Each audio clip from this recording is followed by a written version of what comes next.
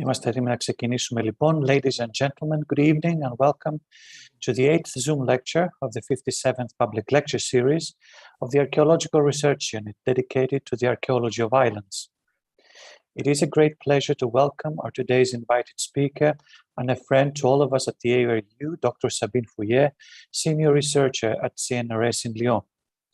Sabine Fourrier defended her doctoral thesis at the University of Lumière Lyon 2 in 1999 on Cypriot terracotta and limestone statuettes in Cyprus and East Greece during the Archaic period, and completed her habilitation at the University of Aix-Marseille in 2014 on the Cypriot kingdoms from the 11th to the 9th century BC under the supervision of Antoine Hermari.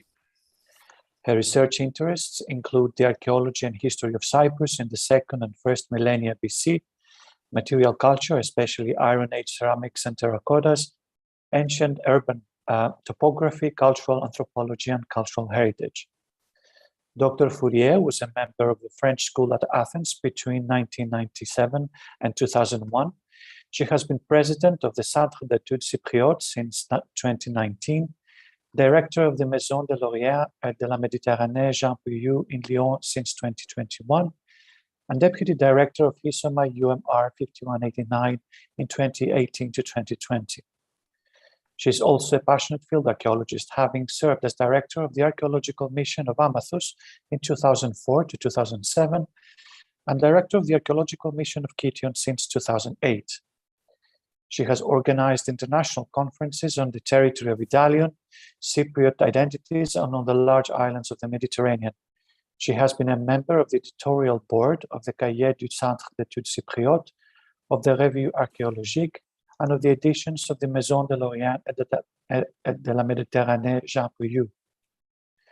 She has published extensively in edited volumes and journals on sanctuaries, urban space, and the Cypriot polities, and has co-edited specialized volumes on Cypriot terracottas and on the port, necropolis, and sanctuary of Kition Bamboola. Her monograph on archaic Cypriot terracottas was published in 2007.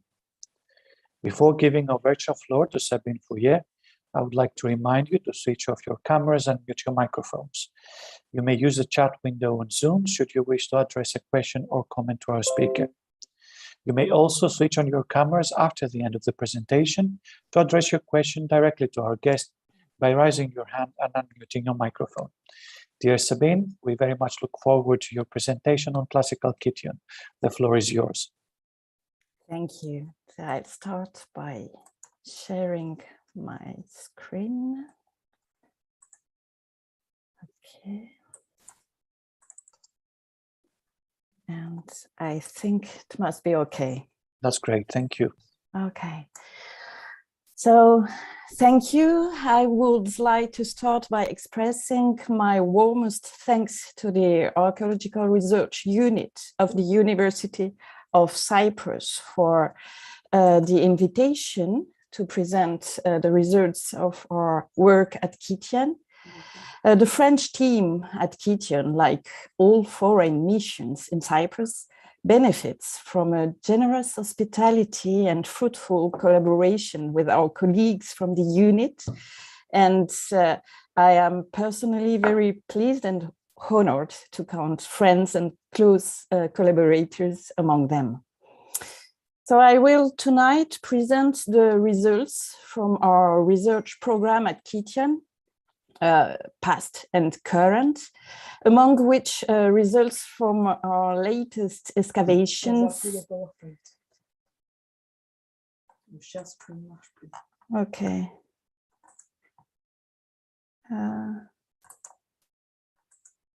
Ça marche? C'est bon. Okay. So I will present the results by focusing on a specific period, the classical period, which I think has been in the last decades and beyond Kition high on the archaeological research agenda of the island. The classical period, that is the 5th and 4th centuries BC, is perhaps the best documented of all periods of the so-called Age of the Cypriot Kingdoms. In contrast to the dearth of historical sources concerning the preceding periods, we possess relatively ample written evidence. Ancient literary sources, inscriptions, coins, and I just chose two examples: royal digraphic inscription from Paphos, from Nicocles, King Nicocles, and an example of coinage, silver coinage from Lapithos, another kingdom. This relative wealth of historical sources, and we must, however, caution that is uneven depending on the kingdom, has sometimes led to an overwhelming importance according to the period. Cypriot kingdoms of the classical period are representative of one phase, incidentally the final phase, in the long life of a continually transforming polity. So, to my opinion, they should not be taken as a representative of a static polity. Therefore, I think what we know of classical kingdoms should not be used to reconstruct what we don't know of archaic kingdoms. Similarly, what we know of one kingdom should not be used to reconstruct what we don't know of another kingdom. Paradoxically, the state of archaeological evidence pertaining to the classical period does not match the historical one. The capital cities of the classical period are still poorly studied from an archaeological point of view. To take but one example, perhaps an extreme example, to the exception of some tombs and secondary material deposits disconnected from their original context, we have no built remains, no positive evidence pertaining to the city of Salamis in the classical period.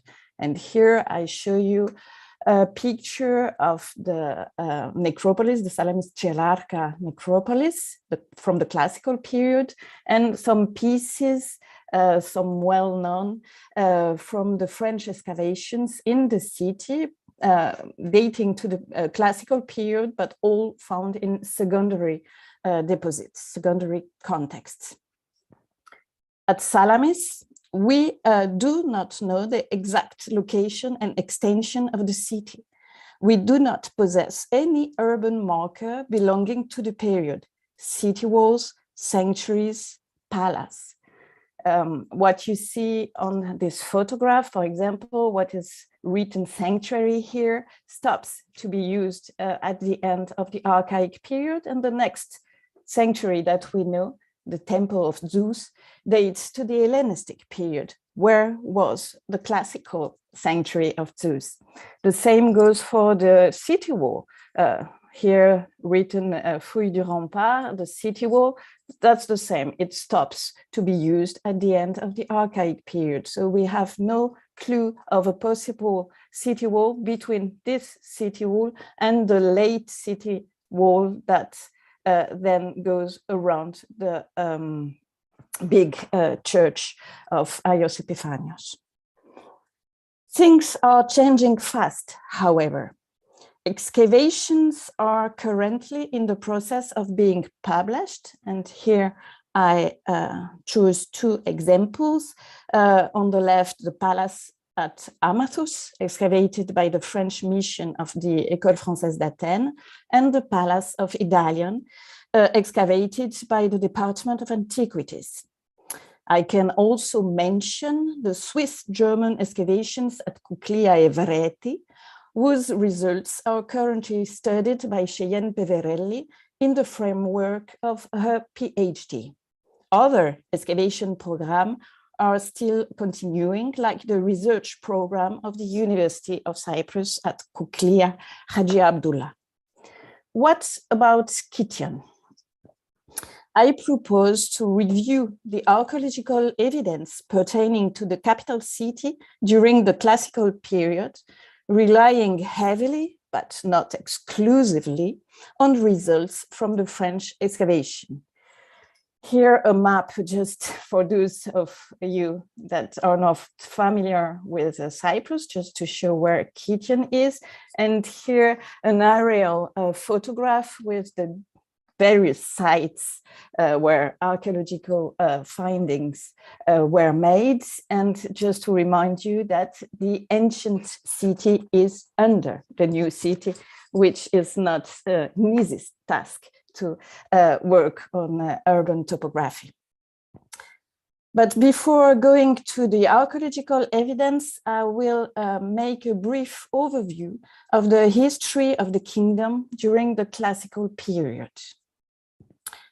Thanks to various historical sources, mostly coinage and inscriptions, we know most of the kings of Kition in the 5th and 4th century BC, from Balmik I until the last king, Pumayaton, who was executed by order of Ptolemy. All kings are well attested through various kinds of evidence, except for Balrom, son of Osbal, perhaps son of Osbal, Balrom, that we only know through his coinage. The stability of the ruling dynasty is striking. All kings are sons of kings, except Milkiaton, who must have been part of the royal family. So this stability is also reflected in the coinage, whose iconography sticks to the same repertoire, and especially with this image of the smiting deity, the so-called Heracles Milcard type. The political history of the kingdom of Kition in the classical period is also well documented. I mention here only some salient episodes. Kitchens, helped by Persians, besieged the city of Idalion sometime in the first third of the 5th century. The siege proved unsuccessful, as it is recorded on the well-known, the famous Idalian bronze plaque. The conquest of Idalion occurred sometime around the middle of the 5th century. And Idalion was subsequently added as a new possession to the title held by the kings. Kings of Kition became kings of Kition and Idalion. This is shown by this inscription now in the Valley Museum that is dated to the reign of Balmik II. And the dating of the inscription is in the year of Balmik II, king of Kition and Idalion, son of Osbal, king of Kition and Idalion, son of Balmik, so the first king of Kition only. Sometime around the middle of the 4th century and for a short period of time, Pumayaton, king of Kition and Idalion, also became king of Tamassos.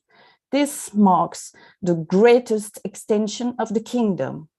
And I would like here just to mention that the joint study of the three polities, Kition, Idalion, and Tamassos in the Iron Age, constitutes the aim of a Franco-German research program just funded with my colleagues Anna Canavo, Stefan Schmidt, and Matthias Recke, with many other collaborators from Cyprus and other European countries.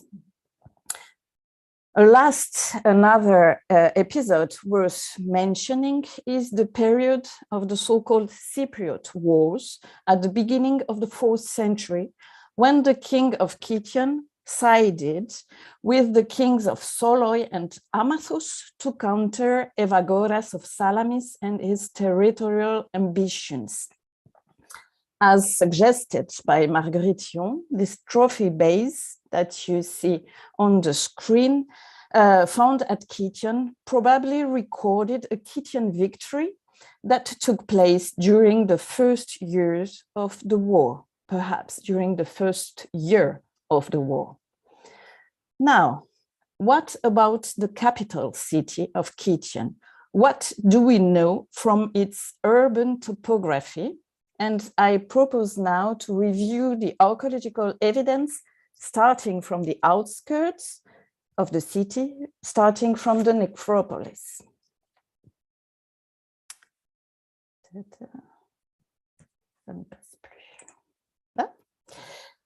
The cemeteries. Kytian possessed vast cemeteries that extended on its northern here and western sides. Tombs are frequently found during rescue excavation, and they frequently date to the classical period. The recent work prompted by the installation of a sewage system at Larnaca that started in 2012 has considerably increased the number of recorded tombs. And so this map needs to be updated because there are many more tombs to be located around ancient Kytian. I just give here the global picture, and I refer to the publication, two recent publications that publish results from excavation in the necropolis, in the cemeteries of Kytian. So the two volumes, I just show one, the two volumes of the excavations directed by Sophocles Hadjisavvas on the Mnimata necropolis that was wrongly called the Aios necropolis, but the real toponym is Mnimata, and a very evokeful toponym because Mnimata refers to the ancient tombs, and the volume that we published with the results of our excavations in the Fourrier necropolis, and that you can find also online in free access, in open access.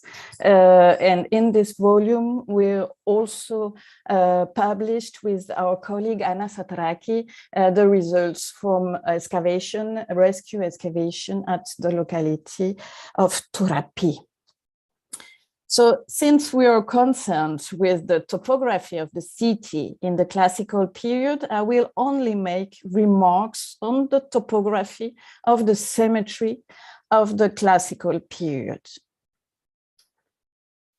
So most cemeteries are located at the same localities as the cemeteries of the preceding period. For example, Turapi, Pervolien, Mnimata, that I just mentioned, are not new cemeteries. And they show the same organic development, taking advantage of the available rocky outcrops with no plan. And here I show a photograph that I like very much because that's from our excavations at Pervolien. And you see two tombs of the classical period that people tried to install at a place where there was a former archaic tomb, that so they could not put this tomb. That shows how people tried as much as possible to put the tombs at the same localities using these rocky outcrops. There is one exception to the rule, however, which is the cemetery at Aios Prodromos, here to the north of the city. And the heart of the city, we will come to this later, is located on the plateau here. So at Aios Prodromos, here, and the Aios Prodromos cemetery was published as well by Sophocles, excavated and published by Sophocles Hadjisavvas in the same volume that I showed before. There at Aios Prodromos, there is no Iron Age predecessor to the classical necropolis. Moreover, tombs exclusively dating to the 4th century BC are perfectly aligned, following an organized plan. Some of the tombs were even already furnished with their sarcophagi, and they were eventually never used.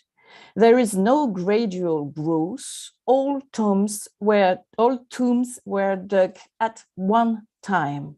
As far as I know, this is a unique example, at least at Kition, of what we could call urbanism in an Iron Age funerary precinct.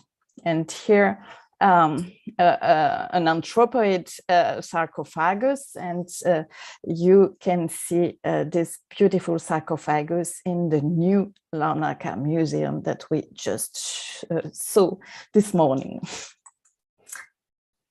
My second remark about topography concerns the so-called royal necropolis.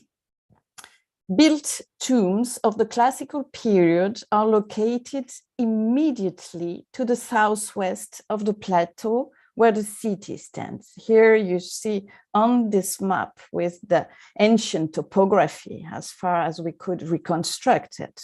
So that's the plateau, and here you see the cluster of built tombs. And I heard this morning from Polina Christofi that she found another built tomb in this area. So probably I would bet of the classical period. So built tombs of the classical period are located in this area. And this is a new location for such impressive tombs. Built royal tombs that we know at Kition for the archaic period were located further south. Here, we know two of them. They are the Phaneromeni tomb here that was looted a long time ago, and the Lefkaritis tomb that was found intact. Therefore, contrary to what we observed for more, let's say, ordinary tombs, whose topography remains globally stable throughout the Iron Age, we observe a shift in the classical period as far as royal tombs are concerned. How can we interpret this shift? One could be tempted to interpret this shift in political terms. Let's say the inception of a new royal dynasty, for example. But here we must be cautious. One has to reckon with a phenomenon that was not restricted to Kition. And I will take the example of Salamis. Here, just a short note about this sarcophagus that was found in the Sotiros area, in the same classical area that you can also admire in the new Larnaca Museum. At Salamis also, and a comparison between the archaic Lefkaritis tomb, so a big dromos with horses burial, a small chamber tomb, and here the Cobham tomb that is located in the Sotiros area, but that was found looted a long time ago, and with a nice drawing by Olivier Callot, he put an anthropomorphic sarcophagus here that of course was not found in this tomb, but this place was made for a sarcophagus, maybe one sarcophagus, yeah, like the one I just showed on the previous slide. So I was saying that at Salamis also, there must have been a shift. The impressive results of the excavation conducted by the late Vassos Karagiorgis revealed the existence of royal tombs in this area to the north of the Celarca, more ordinary cemetery. But the results, another results of this excavation is that there was no royal tomb of the classical period at the same locality. Evagoras was not buried in the same necropolis as is 8th century BC predecessor. That was for the topography of the tombs of the cemeteries. And now we come closer to the cities, and I address the question of the city walls. So leaving now the peripheries and their cemeteries and proceeding towards the city, we expect to come across the city wall. The city walls of classical Khitian are a most perplexing issue.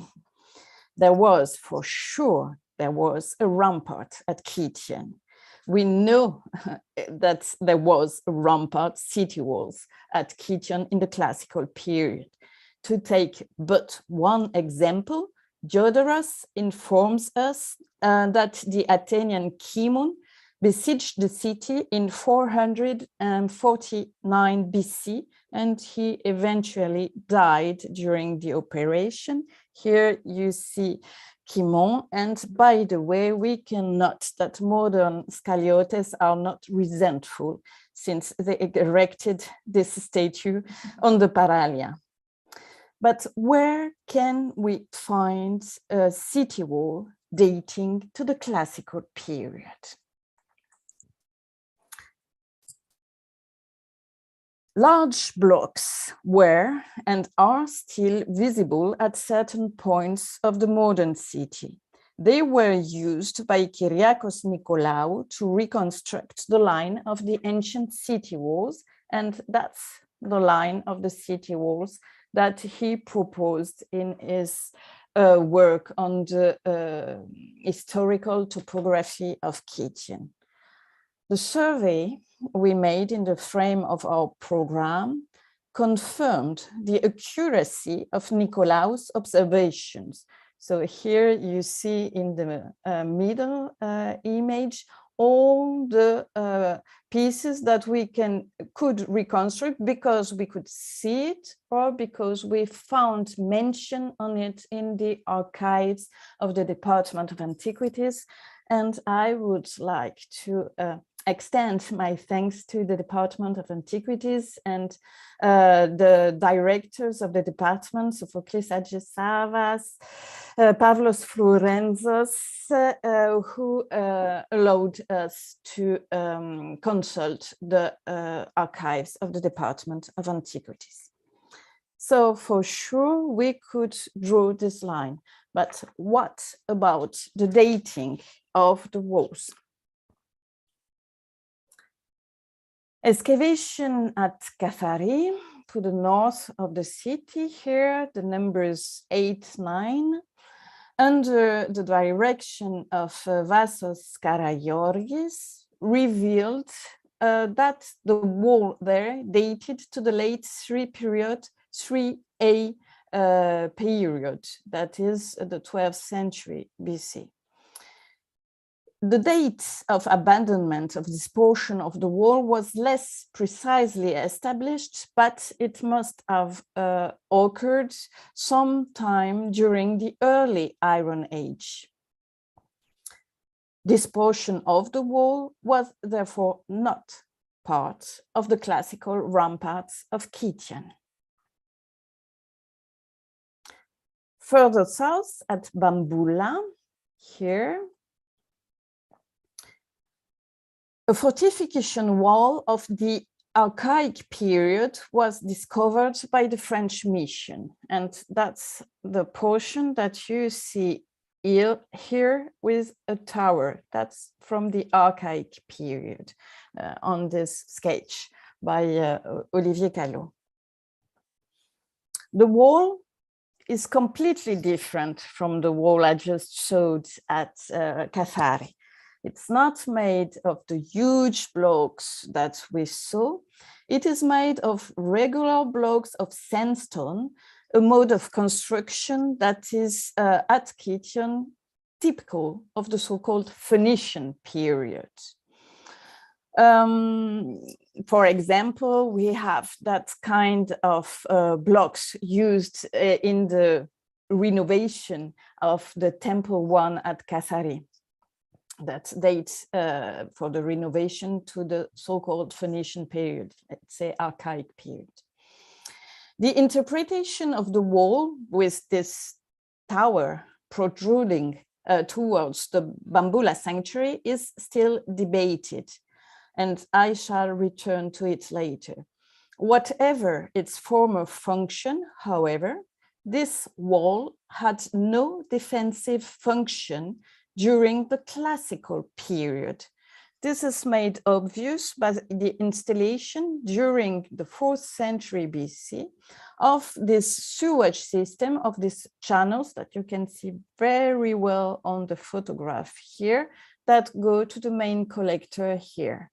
So the channel crossed the tower. There was no tower anymore, and the level of the floors is upper. So it passes through the former tower. This portion as well can't be part of the fortification of the city during the classical period.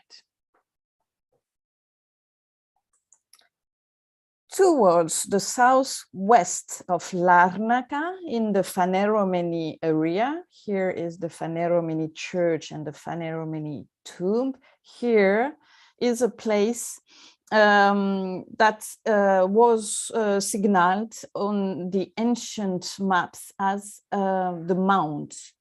This locality is always marked on ancient maps, and the remains were interpreted as those of a gate of the ancient city, and that is what Nicolaou writes here, the Mount, gate, interrogation point.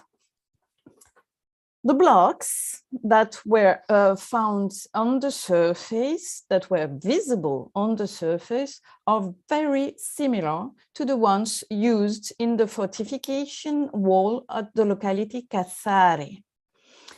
If this portion was also dating to the late Bronze Age, this wall would have made of Kytion a walled megasite, to quote the expression used by Maria Iacovou.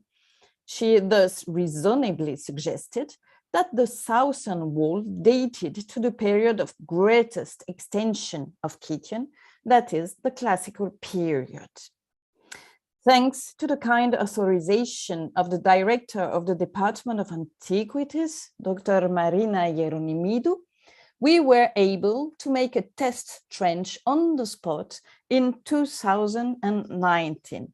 And here on this aerial view, you can see the results of our excavation, and with the blocks, that's where we made our trench. And this is a modern trench that is linked to a bunker that was installed there in recent times, and that shows that it is a very nice place for defensive purposes.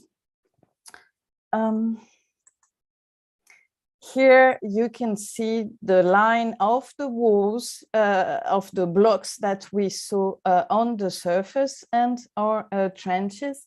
And I would like here to evoke the memory of Zinonas from the Department of Antiquities, who recently passed away and helped us in a tremendous way to clean the site before excavations. What were the results of the excavation? I just present the main results because the results have been published in an article that appeared recently, and that you can also find in open access on the web at this address, an article that we wrote with Alexandre Rabot. So results of the excavation show that the wall was hastily constructed with debris, as you can see, and especially a lot of plagues of what at Larnaca people call marmaro, which is gypsum. And so it has been hastily constructed with debris from former constructions, and we found in the layer just beneath the wall 2 coins of the Alexander type. I just show one that was conserved by Gozdandina Hadjiwasili. That shows that the wall does not antedate the late 4th century BC. We suggested that this wall was part of Poliorketes' fortification works to protect the island against a possible attack from Egypt, from Ptolemy. So that's an Hellenistic portion of the wall. We are thus left with no remains that can be definitely attributed to the classical rampart of Kition. This is a question that we'll still have to solve, to answer. A quick note now on sanctuaries. All sanctuaries known at Kition do not antedate the late archaic and classical period, that is the 6th and 4th century, that is the 6th to 4th century BC, to the exception of 2, of course, the Kasari sanctuary and the Bamboola sanctuary, to which I will return later. Most notably, during this period, that is the late archaic and the classical period, cult sites were founded outside of the city limits and especially in the vicinity of the Salt Lake. And here I refer to one of them, the sanctuary of Artemis Paralia, which was the topic of Pauline Maillard, PhD, which will soon be published in the Kition Bamboola series. Like the Artemis Paralia cult sites, most sanctuaries are only documented through votive material deposits. And I signal here that the Kamilarga sanctuary that was discovered by Mars and then since then loosely located in the city, because nothing remained of this Kamilarga, of this camel form in the city, this sanctuary has been precisely relocated by Paulina Christofi in the frame of the Larnaca sewage rescue excavations. So that's a big and important result. So as mentioned, the Kasari and Bamboola sanctuaries are exceptions since they were in use before the late archaic period.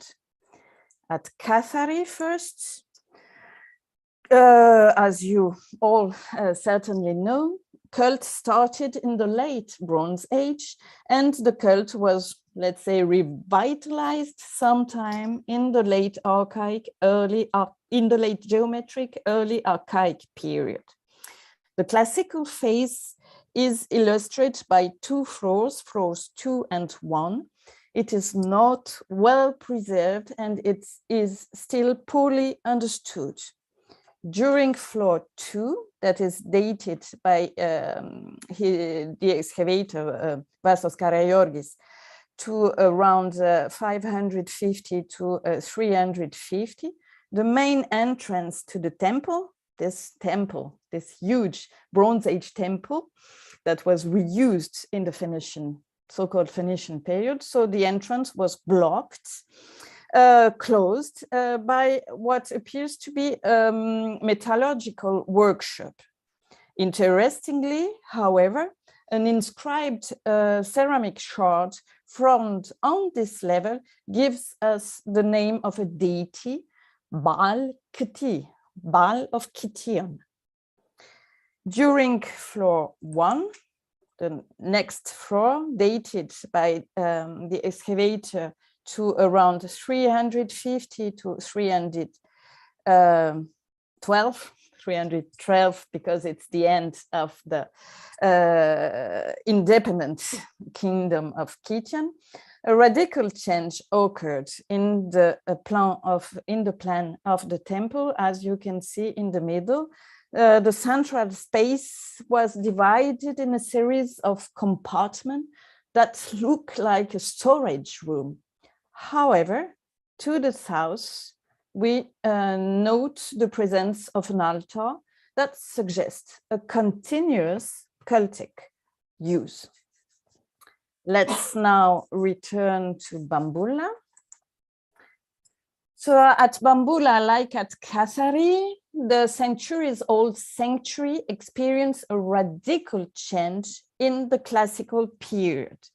Here I refer to the publication of the results of the excavations directed by Marguerition in the sanctuary at bamboola that you can also find in open access. So during the classical period, all former buildings of the sanctuary were covered by a huge terrace on which remained only a platform and an altar with votives. And here you see the level of the classical period that is over the level of the tower. That's the archaic tower that I just showed about the rampart. This is the classical level of the sanctuary. And here you have all former levels of the sanctuary. So a huge terrace was built on the ancient sanctuary, on the archaic sanctuary. And here I show you how the sanctuary must have looked like, with a platform, altar. Here the Shipshape, to which we shall come later, and a few examples of the votives that are now in Stockholm, and you recognize this smiting god, this Heracles type, that was also represented on the coinage of the city, and on the right, a very late Hellenistic type, which shows that the sanctuary went on and after 312. The radical transformation of the sanctuary at Bamboola is part of a complete remodeling of the site in the classical period, which deserves closer attention. And I will now focus on the Bamboola site and on the results of the French excavations of the site. Just a brief note on the history of the site's excavations. It all started with a disaster. In 1879, the new British administration decided to fill the pool that corresponded to the former harbor basin and destroyed a large part of the archaeological site. Here you see a photograph that Max Onefalsch-Richter took of this disaster, with a series of pieces of artifacts that found their way to the British Museum, and among them votives, of course, but this most important piece, to which we will return later, which were called the Kitchen tariff, and were interpreted as an administrative document really linked to the administration of the temple, of the sanctuary. After this disaster, the site was blessed by the visits of the Swedish Cyprus expedition. In 1929, the Swedish Cyprus expedition made a small but successful excavation on the site that established the existence of a sanctuary. And here you see this wonderful section. The worker here stands on the geometric floor. Here is the classical floor, and of course this is an altar dating to the Hellenistic period, so the life doesn't stop at 312 in the sanctuary. There is an Hellenistic phase of the sanctuary. Some decades after the visits of the Swedish Cyprus expedition, work was resumed by a French mission under the supervision of Marguerite Thion. And here I show you the general view of the excavated area. 3 main areas were excavated from south to north: the south building, the sanctuary that we already mentioned, and you can see from the aerial photograph the terrace, that the classical platform, that's the level of the classical period, and of course the Shipshape building. Here another view towards the north with the southern building, the sanctuary and the Shipshape, and another view of the site from the north towards the south this time. Let's start with the Shipshape and the military harbor. Excavations of the Shipshape have been a long story with a happy ending.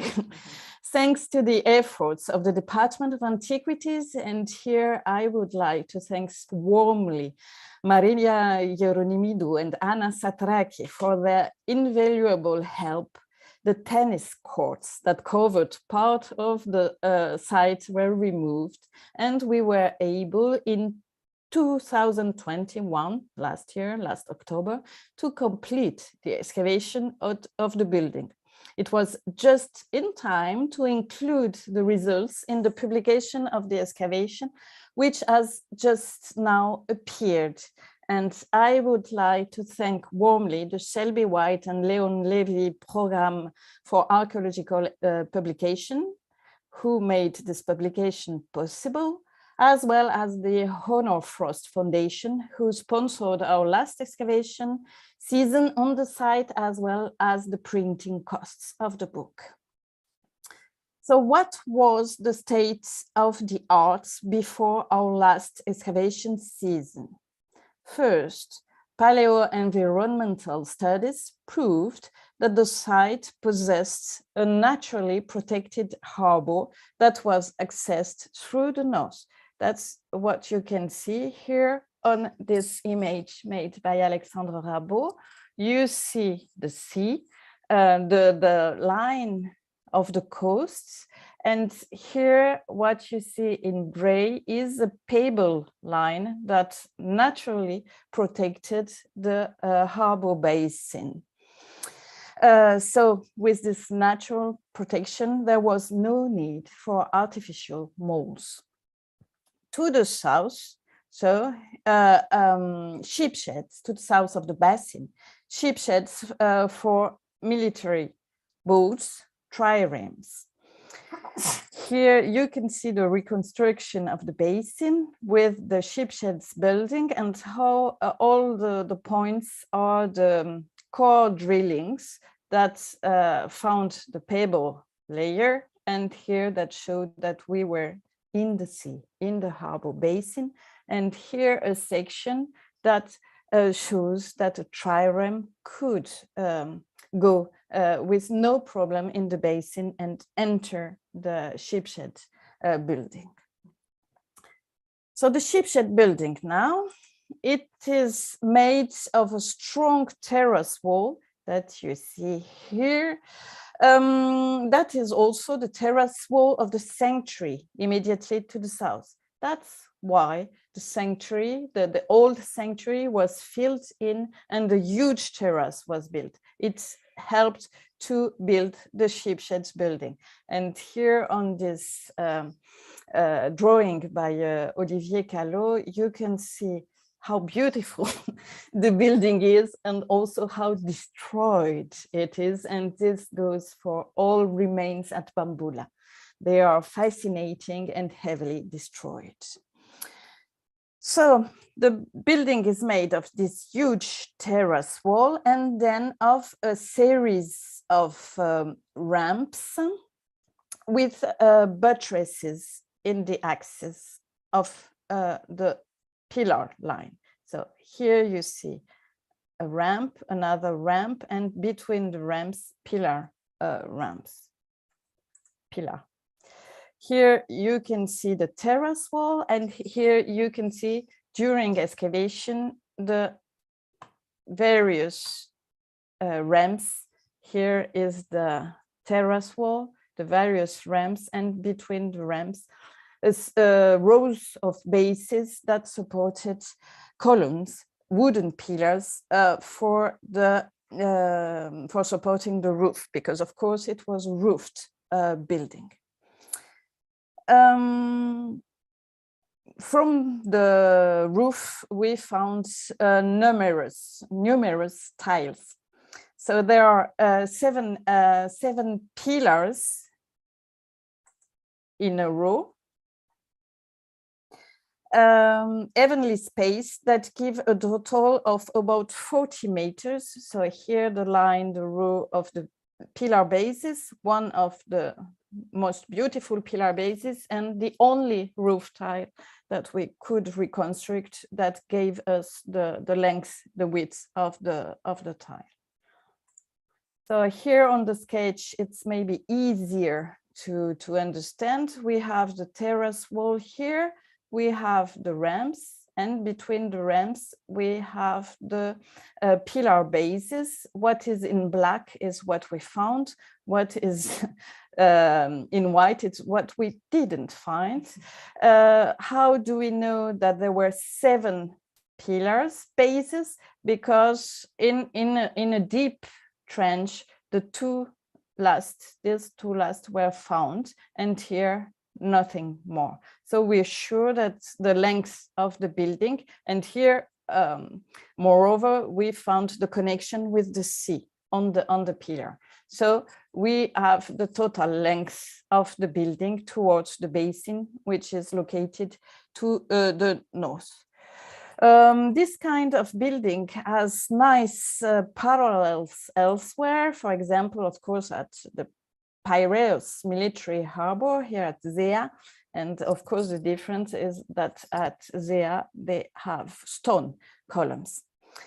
The study of the architecture and stratigraphy showed that the building experienced 3 successive phases. Here, the first one is characterized by narrow built ramp. Here the section, here another view, and here a reconstruction. That you see the ramp is very narrow, built only in the upper part, the rest was made of soil. And it is a heavy building with a heavy roof with no foundation.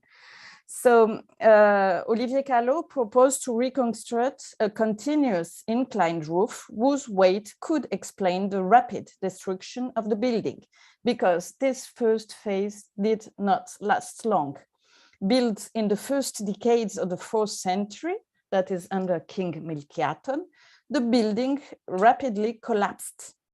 To quote Olivier Callot, it was a flashy, pretentious building that had serious structural problems.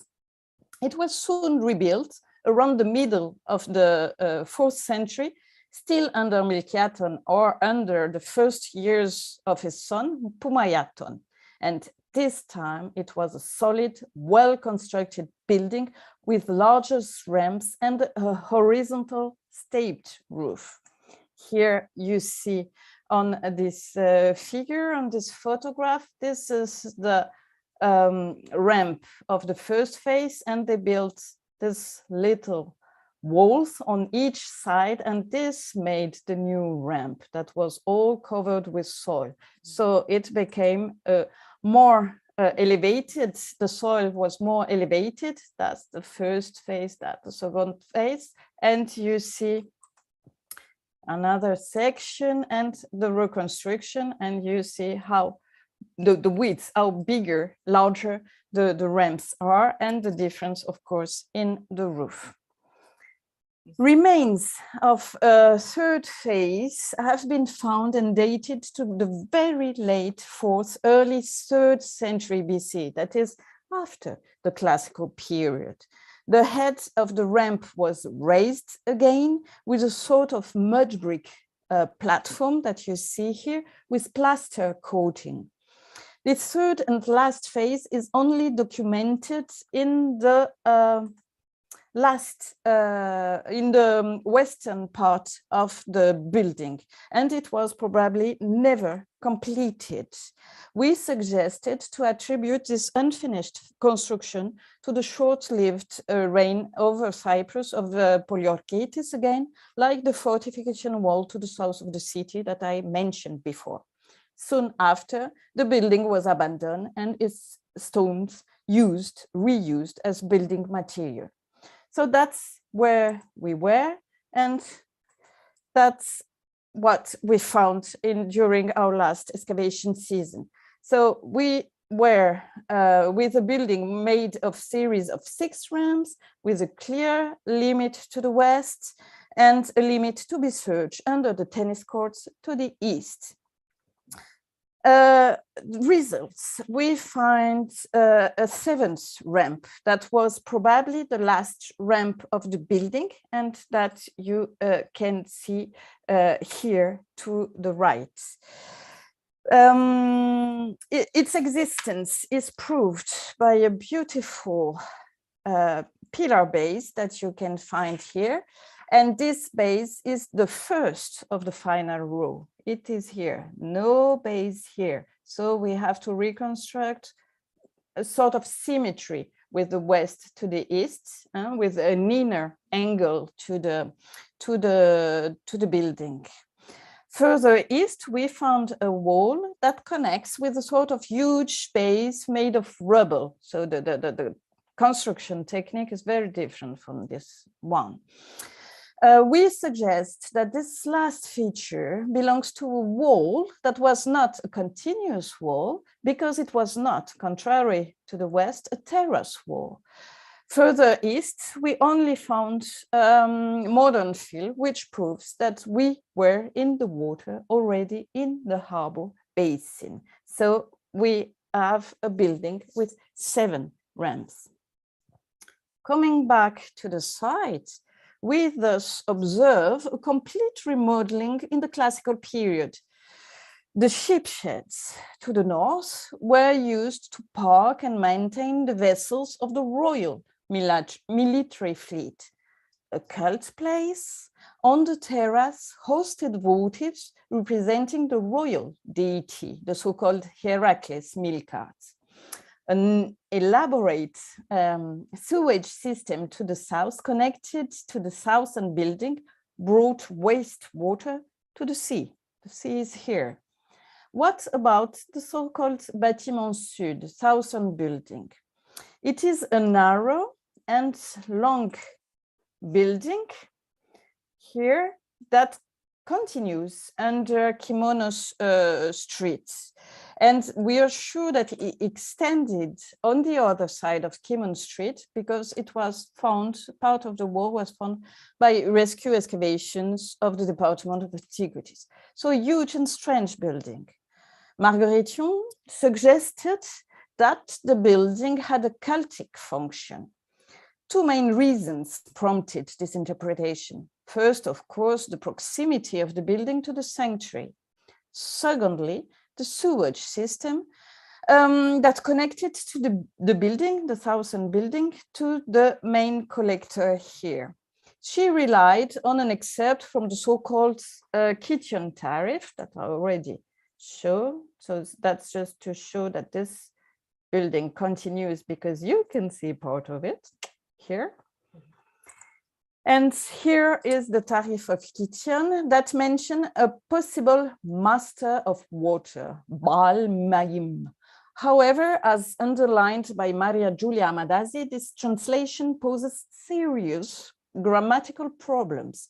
Moreover, one has to admit that our building does not look like Phoenician sanctuaries where water plays a prominent role, like, for example, the Ma'abed at Amrit or the sanctuary of Eshmun at Bostan-e-Sher. Looking at it, our building looks like a casemate wall, the more so as it was founded on a former fortification wall. All combined evidence suggests that bamboola was during the classical period a special area in the urban layout of Kition linked to royal power. Additional evidence coming from my latest excavation on the site confirm this suggestion. I have already alluded to the ostracan found in 1879 and now in the British Museum. Such ostraca inscribed in Phoenician are, of course, well known to the discoveries of the palace at Idalion, where about or more than 700 examples were found. We can't compete with such a vast quantity. However, we found 40 more examples, all stocked in the same small pit, apparently a dustbin, that we only partially emptied. They suggest the existence in the vicinity of an administration and of its archives. And here I show some example, and you can admire the variety of materials, stone, pottery shards, the variety of positioning of the text, and the variety of dimensions. But all texts show the same characteristics. They are all written in black ink, and they are lists with numbers and sometimes strokes. Here are a few examples. You can see the strokes that make a list, and you see all the lines that are numbers. So that's administrative text. This one on stone, the other on pottery shards, other examples on gypsum, on a pebble. It's not very usual ostracon, but it is an ostracon where you can find the same numerals again. And here, a very special one because it was inscribed on the inside of a closed shape, ceramic shape. So I stop here with this suggestion. I suspect that the palace of the kings of Kition was somewhere in the vicinity during the classical period. Or to put it better, I suspect that we already dug part of the palace complex and that the southern building, the sanctuary, even the shipsheds are part of it. After all, military harbors were linked to royal power. As Calliope Baika states in the Shipsheds of the Mediterranean volume, I quote, naval arsenals housing the war fleets of tyrannies and or royal cities were linked with the royal quarters, Vassilien, under the direct surveillance of the royal guard. And I stop here with this reconstruction of Olivier Callot, to whom I sent tonight a very, very friendly thought. And I thank you very much for your attention and remind you that the bamboola site is located just behind the Larnaca District Museum, a museum that has just reopened with a brand new exhibition, and I encourage you to come and visit. Thank you. Thank you very much, Sabine, for summing up so superbly various past and also new research and excavations fieldwork at Ancient Kition. It is obvious that your ongoing work in combination rather, with the Department of Antiquities rescue and systematic works already shed light on the topography of classical Kition and provide fascinating new evidence on various aspects, including the defense and administration of the city, cult and means of trade and communication, artistic production, and we do anticipate the continuation of your work in the future, in the near